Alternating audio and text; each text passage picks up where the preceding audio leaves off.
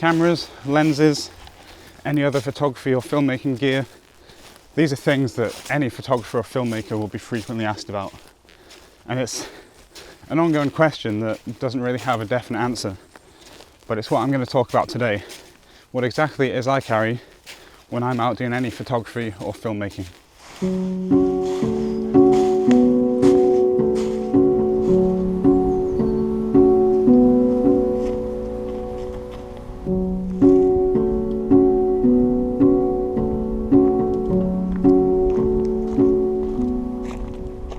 So hopefully you've all had a good time over the winter holidays. This new year for me comes with a lot of travel plans.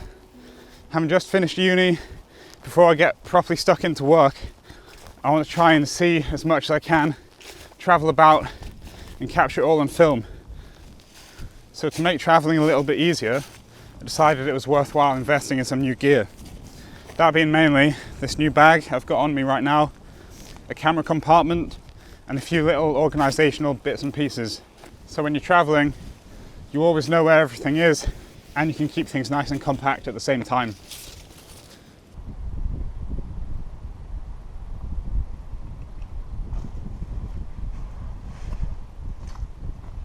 So this bag's from Mountain Warehouse. It's called the Nevis, and it consists of a 65 litre main bag and then a little day pack on the front, which is 15 litres. So looking at the bag itself, tripod fits nicely on the side here.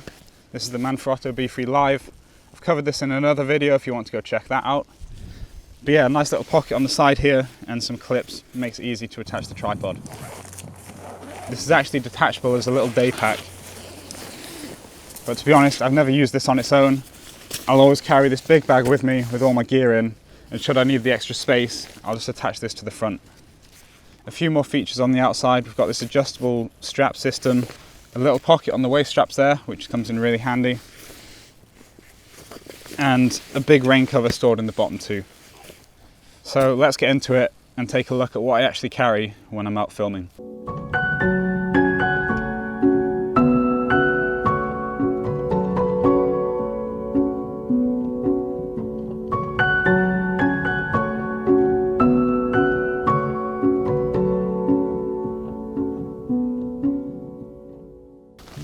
So this little day pack, as I said, in here you can store any sort of little things you might need along your way. So quickly, I've got a little packaway waterproof,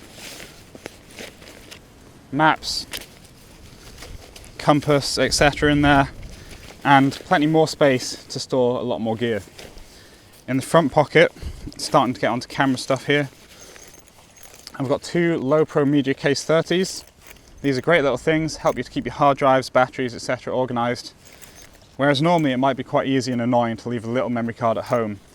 If you've got everything organised into a nice big case like this, it's going to be a lot more difficult to forget to put those things in your bag. Moving on, I've got an Anker power block here.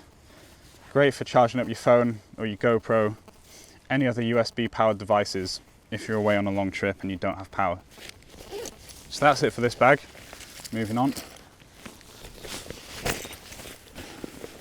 So this bottom compartment here, I've actually got a big winter jacket in there at the minute.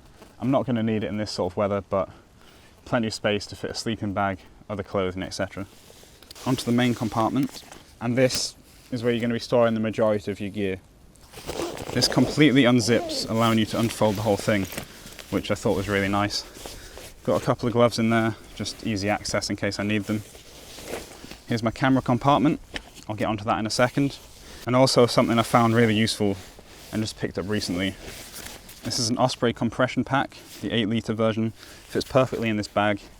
And this is just something I've discovered recently, but you can get a ridiculous amount of clothes or kit in here. Keep it nice and compact with the compression straps on the back. So not something I'd carry every day, but if you're out traveling for a couple of days or on a long trip, you can fit a lot of stuff in here and not take up too much space.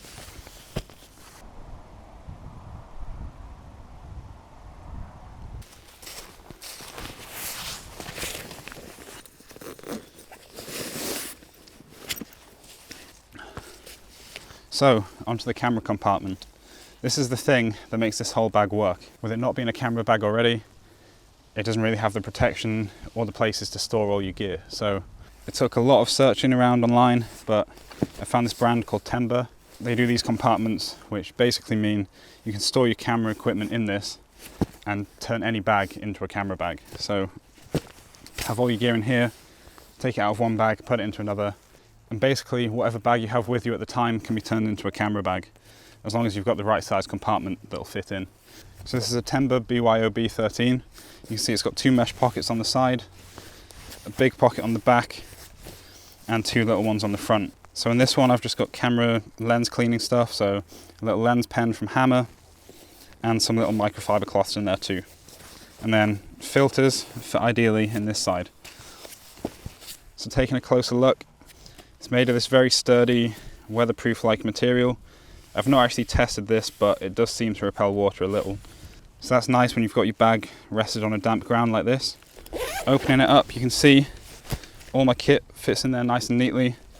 You get quite a few different foam dividers that you can use to set it up just how you want to best fit your gear. So I'll go through what I use and what I carry in this bag. So running through the gear that I actually carry, inside here I've got my main camera body, the Panasonic GH4. This is the main camera I use for all my videos. This is on the Varavon Armor 2 cage.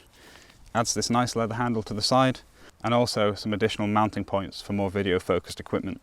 I've got the Rode VideoMic Pro here. That goes on the GH4 for all the on-camera audio. Lenses, I've got the Tamron 70-200 f2.8 with vibration compensation. It's a little bit heavy, but it's really sharp and you get a nice image out of this, so take this with me everywhere I go. This little bag, I'm sure everyone that's owned a Canon camera's had this. It's a little 50mm 1.8. You can't go wrong with that. Weighs nothing, and for the price, super cheap and not a bad image either. A lens hood for the 70-200. And finally, the Tokina 11-16. Probably my most used lens. Great lens for landscapes, really wide, gets everything in the shot and works great on the glide cam. You'll notice that all these lenses are Canon. Going back to the GH4, I've actually got a Metaburn speed booster on here. Just means I can use all my old Canon lenses without having to buy new ones for this. I would like to invest in another lens in the future, probably something around 16-35 range, but for now what I've got seems to do the job. Another little thing I've got in here, everyone's got to have one, just a rocket blower. Great for getting dust off your lens. For the vlogs, I film on the GoPro Hero 3 Plus, which is recording now. That's mounted to a GorillaPod, which means you can pretty much mount the camera wherever you want it. On trees, lampposts, on the ground, on other tripods like I have now. For sound, I'm recording on a Rode SmartLav Plus, and that's connected to a Zoom H1 recorder, which means you can get good quality external audio, which is a key part in making a good video. So I think that's it equipment-wise. I'm going to get packed away and I'll wrap things up.